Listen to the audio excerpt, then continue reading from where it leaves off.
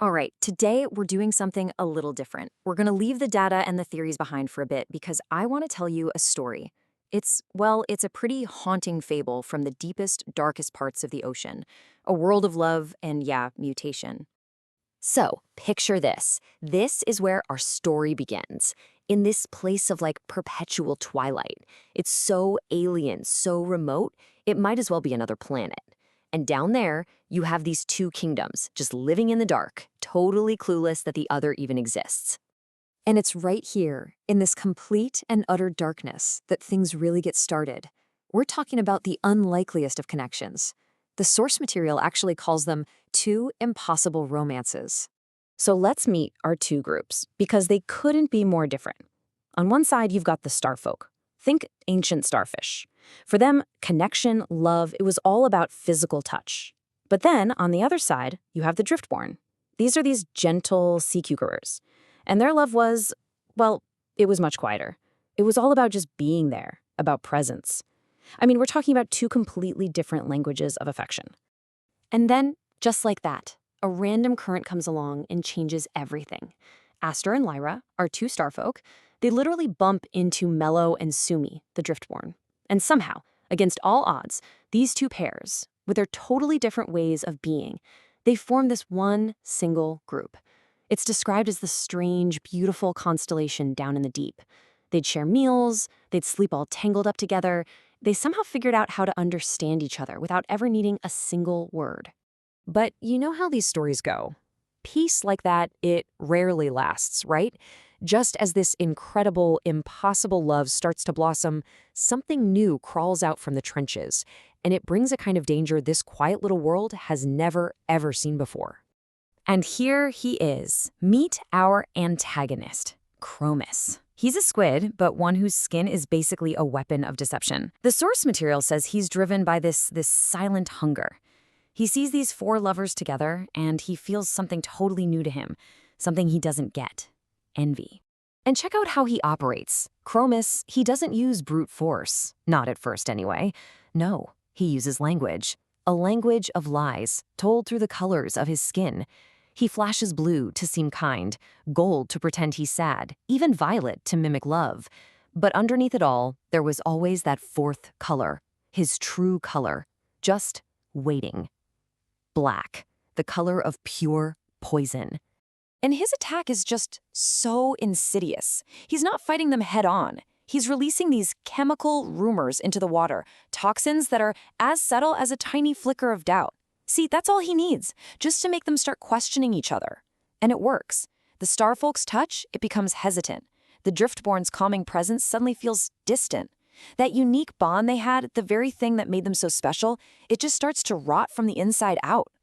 So, this slow poisoning, this gradual erosion of their trust, it's all leading us to the story's big, tragic turning point. All the whispers, all the lies, they're about to make way for something much, much more final. Then one night, the water turned green. The silent war was officially over. The real violence was just about to begin. And this is the result. Chromis's venom, it finds its target in Aster. Now, you have to understand, starfish have this incredible power to regenerate, right? They can heal from almost anything. But this poison, it's different. It's a toxin that actually attacks memory itself. It literally makes the body forget how to live. So Aster, he breaks apart, slowly, piece by piece, each arm dying separately, even as it's still reaching out for a connection that was stolen from him. The devastation that follows, it's just profound. The horror isn't just that Aster died, it's in how the survivors are forced to experience it. Lyra, because of her deep bond with him, she feels every single bite as scavengers start to consume his remains. And Mello, in this state of just pure terror, he does the one thing a sea cucumber can do as a last resort. He expels his own internal organs. It's a desperate, self-destructive act of complete and utter panic. So, the first big tragedy is over, but the story, oh, it's not done, not by a long shot. The source material now asks this really unsettling question. What happens when grief completely reshapes desire? After a trauma this deep, what does love even look like? What does a survivor reach for when they're all alone in the dark? And the answer is, it's just horrifying. Lyra, completely shattered and alone, finds comfort with the one creature that destroyed her entire world, Chromis, the murderer. He becomes her refuge. In the depths of her grief, the lines just blur into nothing. Poison and comfort, they start to taste the same. And that just leaves Sumi, the last one, a silent witness to this whole nightmare. She has to watch her partner, Mello, who's just consumed by guilt and loss, simply surrender. He just drifts away and lets himself be crushed. A quiet, final giving up.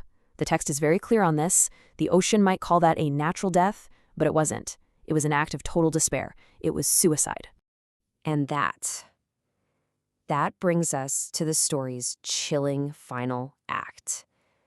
After all the death, the betrayal, the horror, what's left? What kind of new, twisted life can possibly grow in those ruins? Well, a new couple now rules the reef. You have Lyra, the survivor, who has somehow come to love her partner's killer. And then you have Chromis, the victor, who seems to have learned his own warped version of affection through total destruction. It's a relationship born entirely from ruin.